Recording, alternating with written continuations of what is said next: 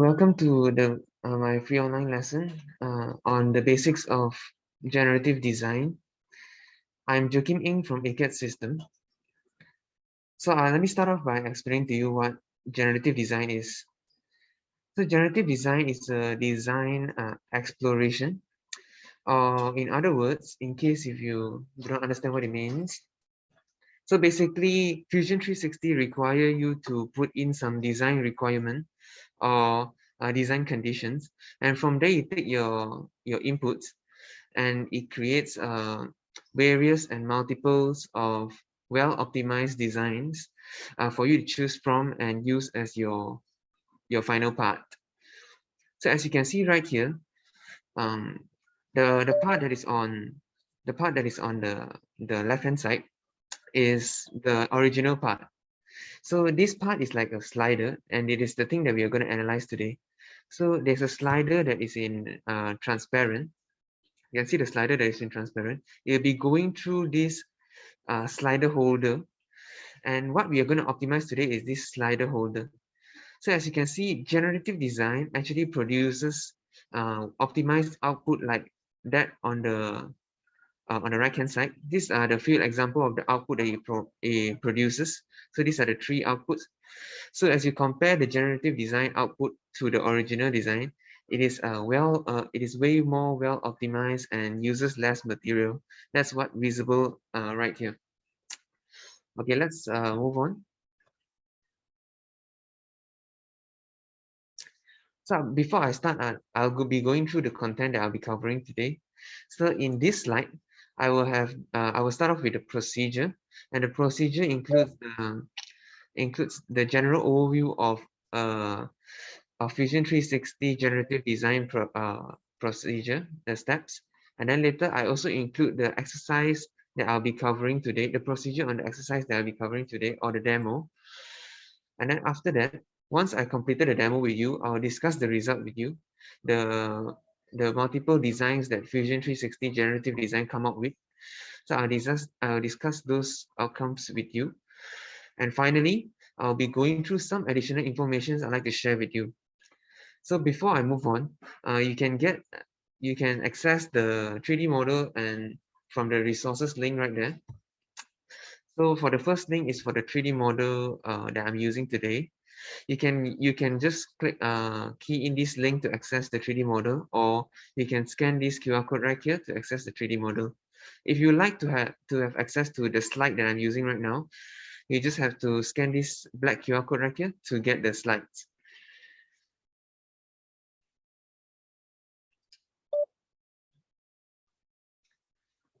So in case for those of you who come in late, you can just scan this QR code right here, which I put on to every slide. And from there, you can get access to the 3D model that I'll be using.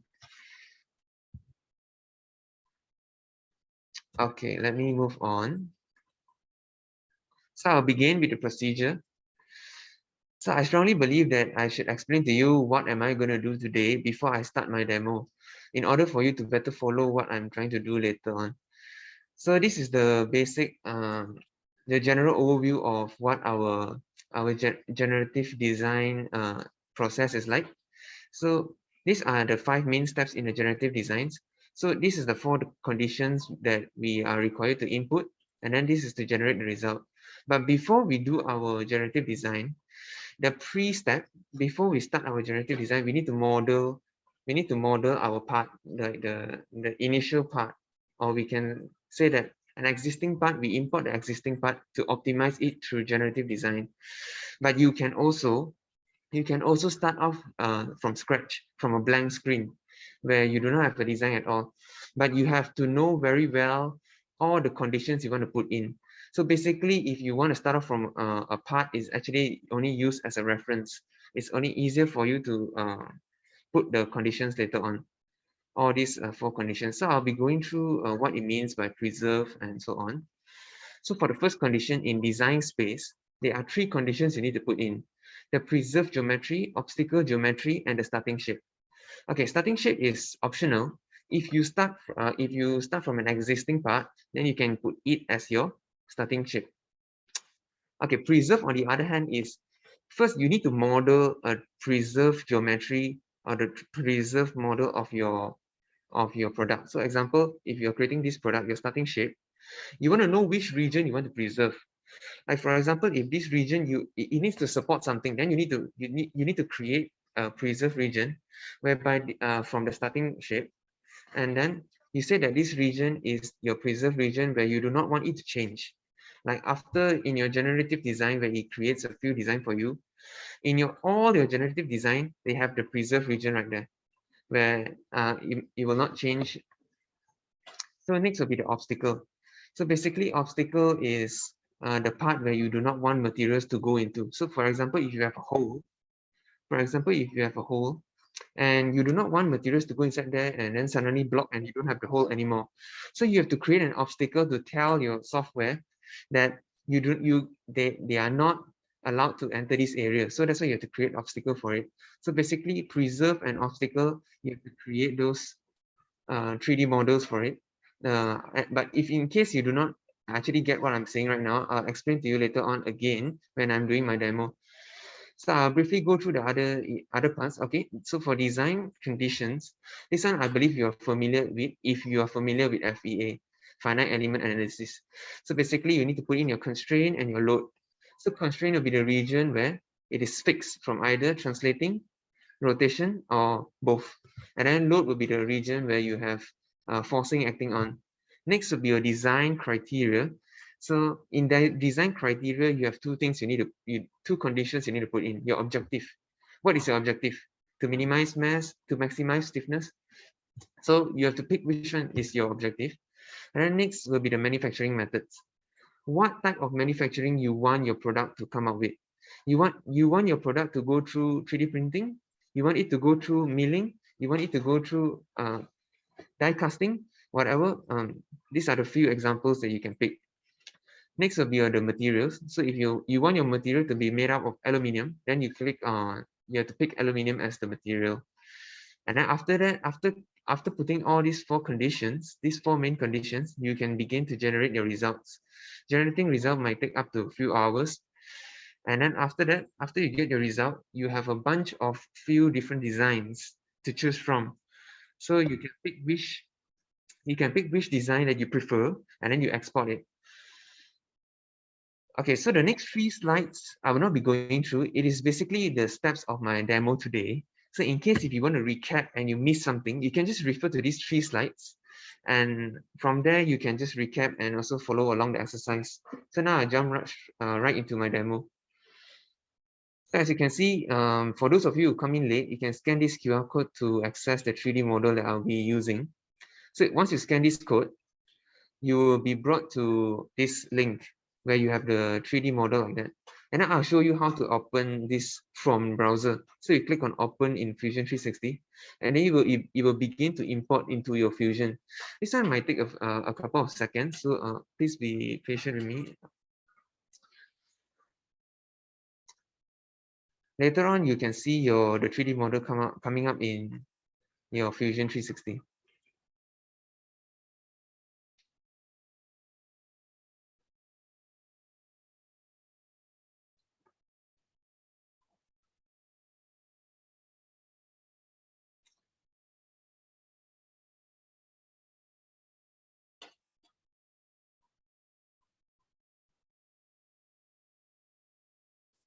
Okay, 1 second. So sorry. Maybe there's an error just now.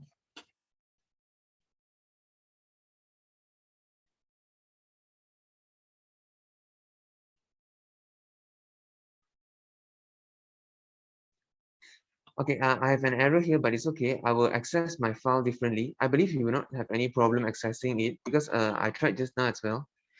So let me just open in a different way.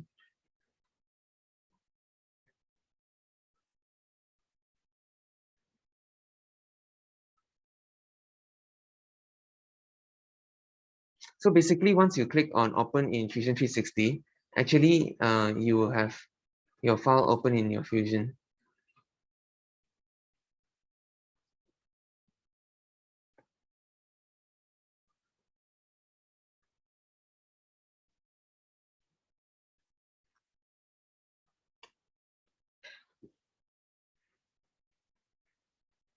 Okay, there you go.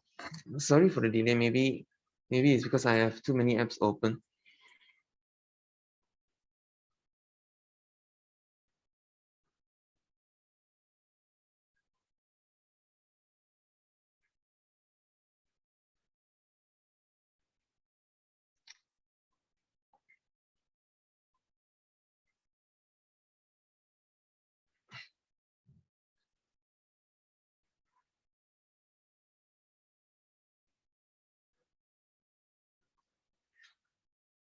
Do you all have any problems accessing the file?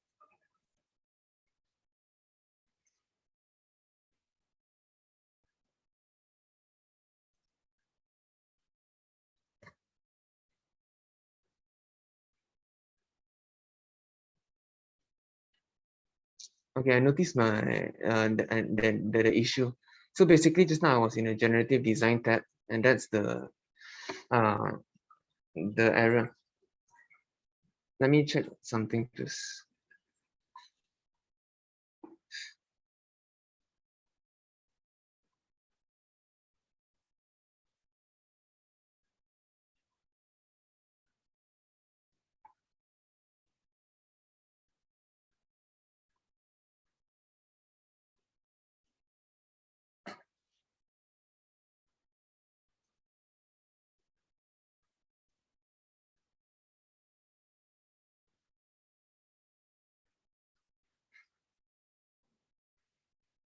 Okay, it's okay. There's an issue, so I'll just delete this, and then I'll just do with you again. This is the file that I've tried just now. Let me change some settings.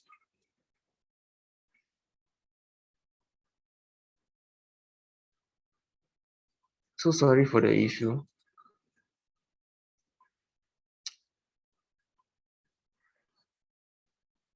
Okay, so basically this is what you get if you click on Open Fusion 360. So this will be something, the thing that you will get, the 3D model that I've used. Okay, so like I mentioned just now, first you have to create your preserve. If you go into generative design, okay,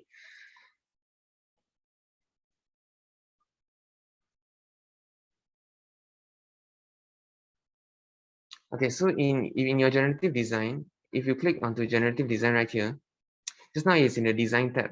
Once you open, if by right, if you click on this one, open in Fusion 360, this is what you get.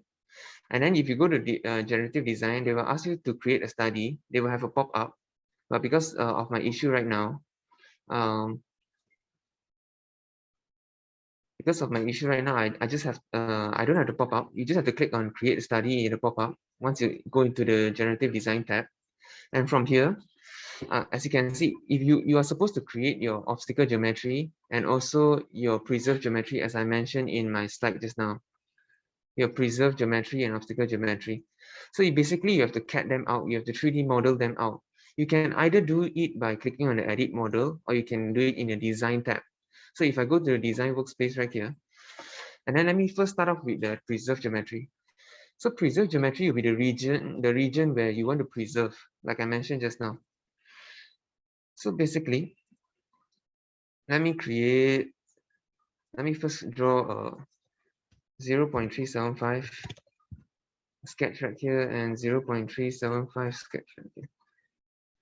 If you actually access my model from the browser, you will have already, I already have drawn that on this surface.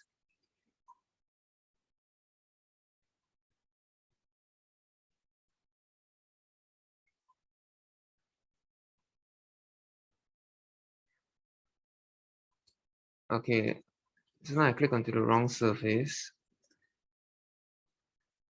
0.375. Okay, make sure that you are in as for now I'm using the inch dimension.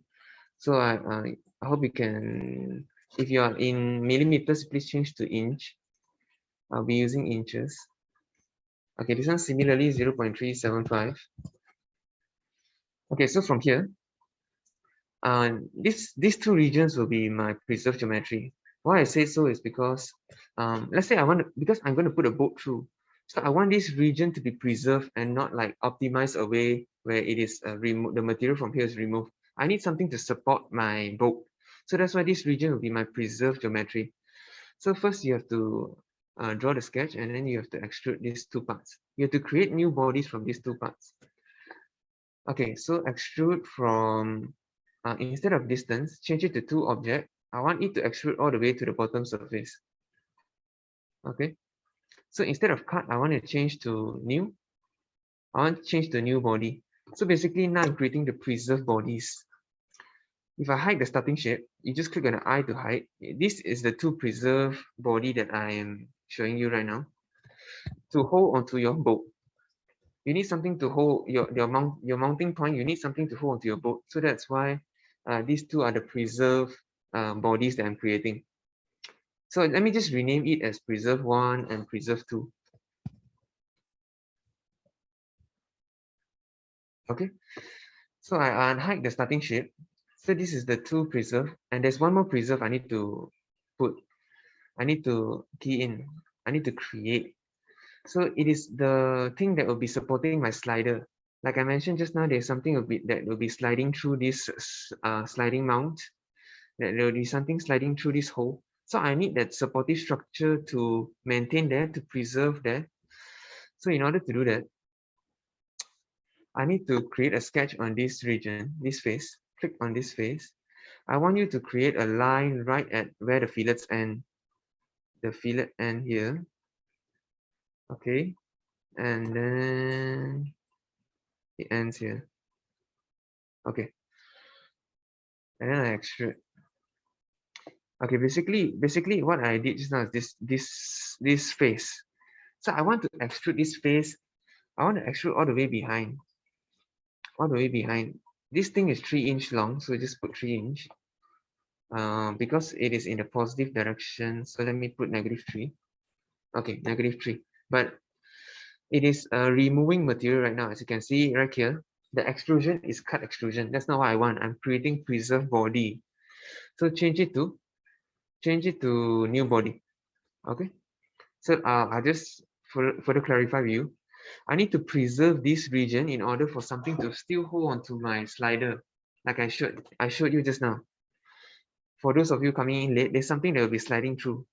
So I need something to hold on to it. So in generative study, you need to key in the preserved geometry, obstacle geometry, and so on. So now I'm creating the preserved bodies. So these trees are the preserved bodies. Basically, you need to understand your part well. You need to know what is its function. If it's going to have a mount, so you need to preserve the mount so that you can hold the bolt. If it's going to carry a slider, so you need to have the thing to hold onto the slider.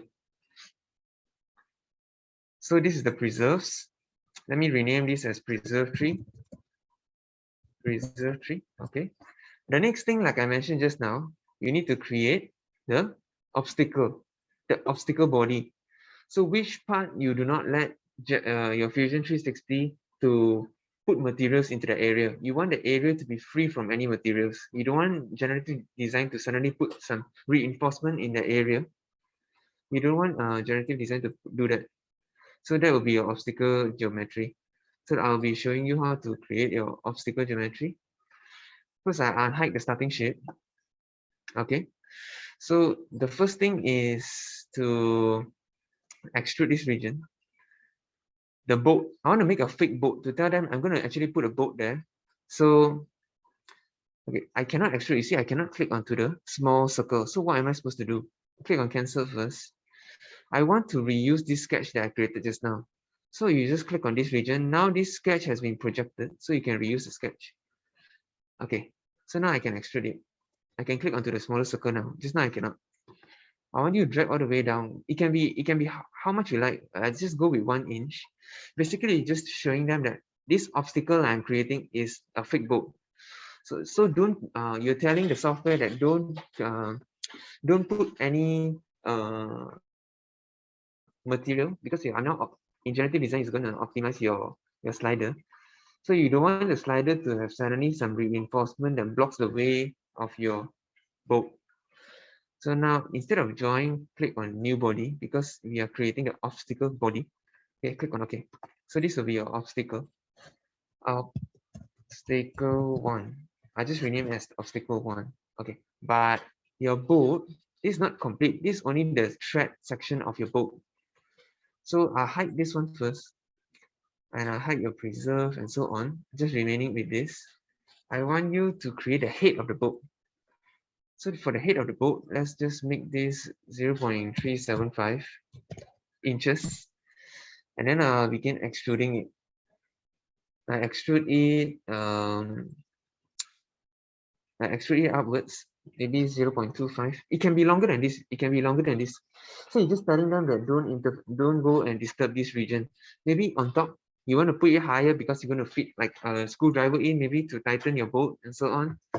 Or maybe you want to use like a socket to tighten your bolt. So basically, you can put a higher if you want, but I'll just stick to 0.25 inches. Okay, this time, why am I not creating a new body? And instead I'm clicking on join. It's because this is just one single part. I'm just creating the head of the screw, the fixed screw, just the obstacle, the obstacle. Okay, I unhide the rest. I unhide the other things that I've created. I do the same thing over here. Extruding the, okay, I cannot click on the smaller circle, right? Why? Because I need to project the sketch. I need to project this sketch, and then I think now I can click on the smaller circle, drag all the way down to 1 inch. Instead of join, change to new body, click on OK. I hide the rest, and then create sketch on top. Okay, basically I'm creating the other boat on the other side. It's just a fake boat to tell them I have a boat here, don't disturb this area. And then I'll extrude it. I extrude this region. I extrude to 0.25, like I mentioned just now, 0.25 upwards, and then it changed to join. Join is correct. Okay, so this is obstacle 2. Let me unhide. In case it is too fast, just now I created the preserve body. Now I'm creating the obstacle body. This is what Fusion 360 asks you to put in. They want to know which part is they cannot go into, which part you want to preserve. So basically, I'm just fulfilling what Fusion 360 generative design requires. I first created preserve body. Now I'm creating the obstacle. There's one more obstacle. I do not, when Fusion is generating new designs for me, optimizing my product, I don't want the software to actually get into this hole because I want to slide. I have a slider that is going through this hole, going in and going out. So I need to create another obstacle to tell him that don't go into this hole. So the same thing, you click on create sketch. I project this area, this space. Then now I can extrude the inner surface, the hole. Okay. I want it to go in 2 directions because I want it to be able to go in and go out. So on direction, click on two-sided. Say out, if you can see side one is towards the left hand side. This one, let's give it 3 inches or maybe 2 inches. Okay, 2 inches. And then for the other one, I say to object. By means of to object means I want you to extrude all the way until this face. Okay, all the way until the back. Change join to new body because I'm creating the third obstacle body. Click on OK. Okay, now I show you. So basically the last one, the obstacle 3. Basically, let me hide everything except the starting shape. So basically, you're just showing that this is the obstacle. You'll be moving from here. You can move from here all the way until the end. So this will be your obstacle. So now I've created a preserve body and obstacle body. I can go right into my generative design. So like I said just now, in generative design, you can create those preserve body and obstacle body by clicking on edit model. But just my preference, I like to create it in the design tab, instead of the generative design tab. So when I come into the generative design, I can just key in everything right away. So for example, just now I've created all the 3D models, the preserve bodies, the obstacle bodies. Now I have to tell the software which one is preserve, which one is obstacle. So this first button here, under the first condition, design space condition, he asked me which one is my preserve body. So you click on preserve body, this button, and then you tell it preserve 1, preserve 2, preserve 3. These 3 is the bodies that I do not want the software when generating new designs for me to actually interfere with this. I want him to have this shape so that I can hold on to the slider and hold on to my bolt. That's my preserve body. Okay, so now you tell them which one is the preserve body. As you can see right here, it is green color. I'll show you in a moment. So everything will be color coded later. Okay, so now I've specified the preserve body. Let me next specify the obstacle. So obstacle is basically this and this and this. So when generating design, you do not want them to actually create reinforcement into this area because you have a slider going through, you have a bolt going through. If they have reinforcement, then your bolt cannot go through it. So you click on OK. So as you can see right here, I will just close this first. As you can see right here, in obstacle geometry, it is red color, red color, red color. So it's color coded for you for easy reference, so that it's easy to distinguish. If I close my obstacle geometry, you can see that my preserved geometry is actually green color. Green color. So it's just for you to distinguish. There's one more thing I haven't put in, which is the starting shape. So for starting shape, you just click here, starting shape, in your design space. This is optional. You want to put also can, you don't want to put also can. So my starting shape will be what I actually gave you just now, the initial 3D model, which is this one. Or if you do not want to click here, you can just go to your model, your bodies, and then you click on starting shape. So this will be your starting shape, and it'll be yellow color. So I've finished all my conditions for my design space, preserve geometry, obstacle geometry, and starting shape, like I mentioned just now in my slide. Next, I'll be going through the design conditions, like similar to your FEA. So which part will be constrained? Constraint basically means the region that is prevented from translation or rotation, or both. So for fixed means it will be prevented from translation and rotation and so on. So I believe you'll be familiar with this with your engineering knowledge. Fixed constraint, pin constraint, frictionless constraint. So I'll be clicking on, I'll be choosing fixed constraint because this is a mounting point, so it'll be fixed. So I'll just choose these two regions, these two mounting point regions as the fixed constraint region. So this will be my structural constraint. Okay, I'll specify the constraint already. Next, I'll specify the load. Before I specify the load, because I cannot click on the area, let me hide my obstacle first. Click on the eye to hide. Okay, now I can click onto the area. So I say that with my slider, there's forcing acting on the preserved surface right here. This surface. I believe that on this surface, there's a force acting on this surface. And then since my preserved region also includes the two sides, so I believe the sides also have forcing acting on it. So basically this region, and also this region right here. Basically this whole thing, this whole face, this whole curved space. For your loading, basically you can choose many other things as well, like forcing pressure, moment, bearing load, based on your load case. So for this, I'll be sticking with force. I say in this load case, I will be experiencing this face will be experiencing a pound force of 25. Okay, so this will be my load case. And then I already specify my design condition, the constraint, and the loading. Now I'll move on to my objective. So you click on objective right here. So you tell them what is your priority, to minimize mass or to maximize stiffness. So I'll stick with minimize mass because I want to reduce mass from this structure. And I'll stick with a safety factor of 2. Okay. So for manufacturing, yeah, as you can see right here, there are few manufacturings for you to choose from. But I will be only choosing die casting. This one is, and for die casting, you can see that I have already picked Z direction. Okay, I've already picked Z direction. So what it means by, let me show, okay. So let me rotate it slightly. So this is Z direction. So basically, ejection direction means the direction where you're actually going to pour your fluid in, your metal fluid for the die cast to, and also, for your die cast to die cast manufacturing, and then it's also the direction where you remove your material. So with experience with die casting, you will know that X direction is actually quite appropriate for this, for inputting and outputting your your object from liquid to metal, solidified to metal. Okay. So this is die casting.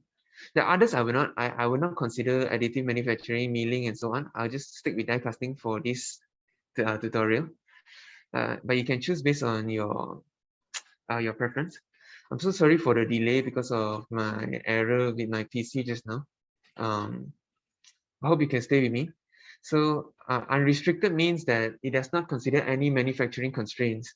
So basically, it will, your 3D your generative design, your Fusion 360 will actually still create a part without considering what manufacturing it will go through. So actually, it might come up with a design that that might not be feasible, might not be will have a very low manufacturability. So that is unrestricted. That is unrestricted, but I'll just keep it thick to show you what unrestricted is like. So it's basically just normal 3D model, but it might have some manufacturing issues. So click on OK. So I specify design space, design condition, and design criteria already. The last thing will be to specify material. Okay, while I wait for it to load, okay, you can see right here, if you're actually following along from this one, when you input into Fusion 360, you can see that if you click on unrestricted, you actually already pick, actually you don't have stainless steel. Let me remove stainless steel first. Okay. So basically, by right, your software will actually pick aluminium. For unrestricted, it will pick this material for you. And then for die casting, it will pick this material for you. It's just they think what is suitable for each manufacturing methods. But I want you to add one more, which is stainless steel. So in stainless steel, I want you to go to Fusion 360 material library, go down to metal, and we will head to find stainless steel. I want to add stainless steel as a material option for both manufacturing methods. So I'll click on the general stainless steel and then I put here. Okay. So now I've applied the a material for both methods, which is stainless steel. Okay, so this is the four conditions that I've mentioned just now. As you can see right here, it's actually basically the same thing. Design space, design condition, design criteria, study material, where you input your preserve, obstacle, starting shape, and so on. It's exactly the same in Fusion 360. It's just going from the left to right, design space, design condition, design criteria, material. It's the same thing. So generative design steps are quite easy. And the steps to do is quite easy, but you have to have a very good understanding of your part. You have to know, the most challenging thing will be to know which one is your obstacle, which one is your preserve region. So basically you have to understand your part very well. That's for design space. So basically you just go from design space to design condition, and this is the 4 conditions from left to right that you need to put in. You need to fill up. So with the pre-check button, it actually tells you that I've already input all the conditions required and it is ready to generate result for me.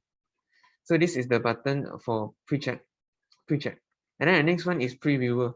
If you click on this button, it will show you a preview, a preview of what your structure will look like once it goes through your Fusion 360 generative design.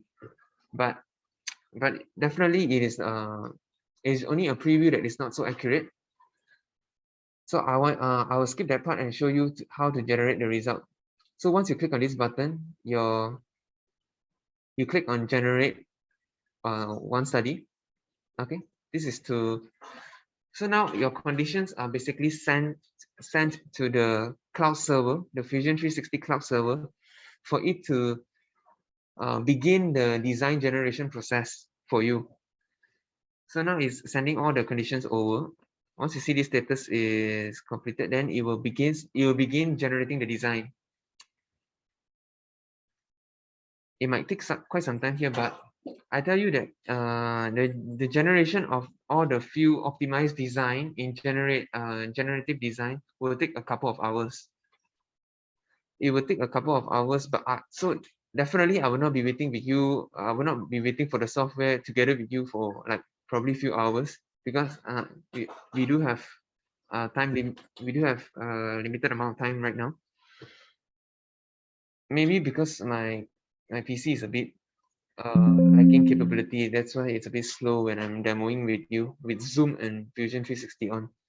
Okay, so once it actually send the condition already, this will come out. It'll tell you that they will show you a preview of your all the designs that they create later on. So you just click on OK. Of course, like I mentioned just now, I just click on close. By clicking on close, it doesn't mean you stop the process. You just stop it. You just close it. You're just closing this pop-up. Okay. So I'll just go right into, instead of waiting, I'll show you the result that I've already generated from my pre-testing just now. So once your result has been fully generated already, after you clicking this button, you click on job status. Then it will show you which one has been completed. So this is basically the test one, this one, complete on cloud, completed this one. Okay. So I click on view outcomes to show all the design process. Sorry, all the designs that generative design has created for me. So basically it's only 4 designs, but Fusion 360 generative design can go up to 1000 designs and so on. But for my case, he only created 4 designs for me.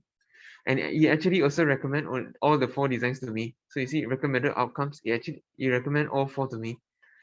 Okay, that is that's your generative design, the 4 designs. And then right here is your filter. This is the 4 designs, the filter. Maybe it's basically like your shopping, like your shopping website and so on. This is just the filter that you can filter to according to your preference and your requirements. So for example, you think that 0.1 is too heavy, 0.1 kg is too heavy, you just change, you just slide the slider, and then you will filter accordingly. So that's the filter button. I believe this is quite simple to understand. Okay, next I will be showing you the different type of display. Similar to your shopping website, you can just change the display. You click on this button, basically it just tells you that all the details of each design. So for the first one, what material is it using? Stainless steel. And then it has the mass of 0.05 kg and so on. So that is the one with the property. So with another one, this will be a graph. This one is a graph if you are emphasizing on 2 factors. Let's say you prioritize mass and safety, factor of safety, then you can click on this one. But it depends on your requirement. If you want to have like volume instead and so on, you can just change. I just go to minimum factor of safety. So from the 2 conditions, you'll be able to pick which one suits your requirement best. So maybe you prioritize mass and maybe low factor of safety. Then you can pick this this design. So if you notice, right, all of them have different colors. So that is the legend right here, the legend. Legend whereby you can change. So for now, it is material. So green color means aluminium, ALSI 10 mg. Magnesium. So that is for graphs. And finally, you have tables. So basically, it's just different displays of how you want to look at your results. So this one is for you to sort accordingly. Maybe you want to sort according to, because like I mentioned just now, you might go up to like 100,000 of results, right? So sorting might be quite useful. So maybe you want to sort according to manufacturing method. So you sort die casting first and so on. Basically, you will sort like as such. So let me sort according to recommendation and click the one that is most recommended. When you click on it, double click on it, you'll be able to preview the design. Okay. You see, it will go all the way here to load. Maybe it will take some time to load the result. So what I want to tell you actually is when you click on display later on, you can change how the display of the product is. And also you can click on compare to compare with different designs. This one, you see, maybe because of some internet and of the high demanding task right now, so it takes quite some time to load. So basically the design will come out later on.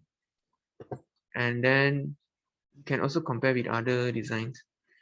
But in the meantime, while I wait for it to load, let me just go back to my slides and I show you the thing that I want to touch on finally. So basically this one will be the results that I'll be skipping. This is the results that I showed you just now. My results is just for your reference. If you follow along my demo, if maybe later on you want to try out yourself the exercise, you can just use this result as a reference when you are generating a result to see if it matches or there's some slight changes and so on. What I want to emphasize right now is the additional information that I like to share with you. Okay, so I'd like to share with you generative design applications. So maybe from what you see just now, from what I show you, maybe this is not so fancy.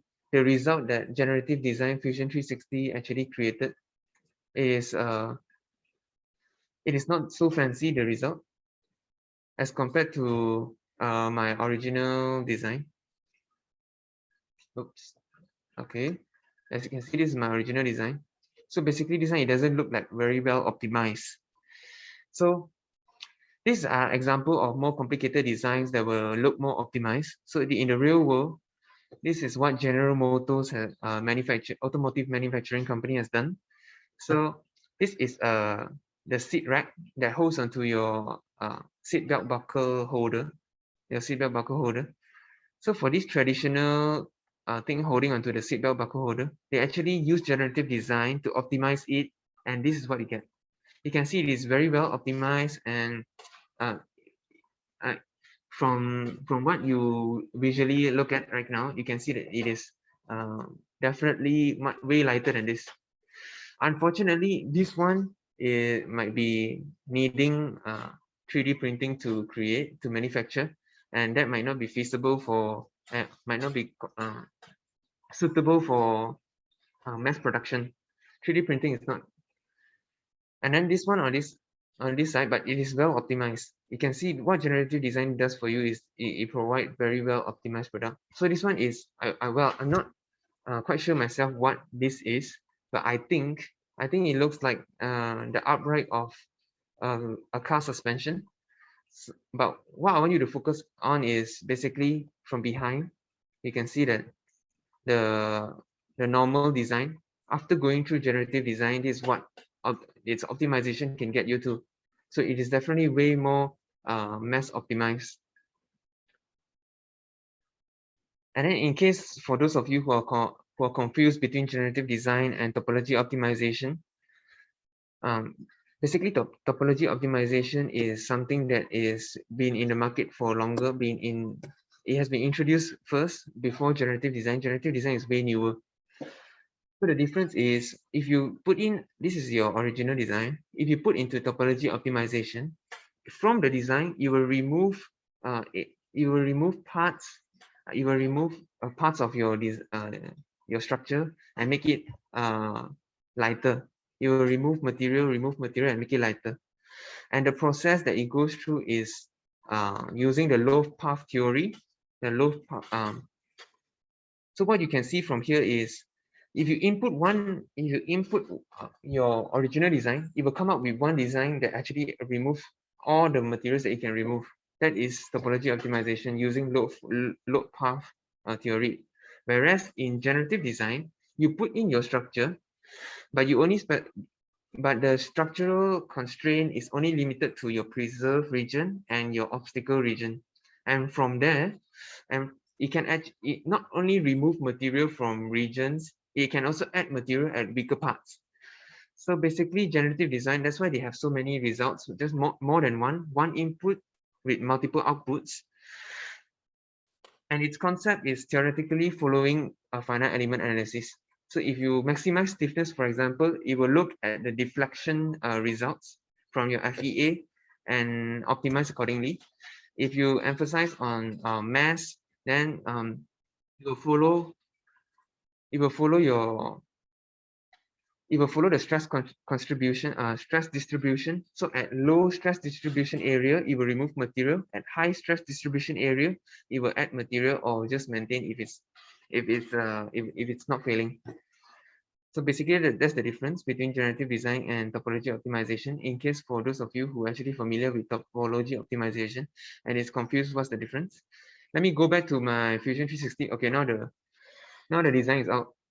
So basically, you can preview your design, and if this is what you like, is you think is it meets your condition, your requirements, then you can just click on this button to export the design into your cloud server, into your cloud folder.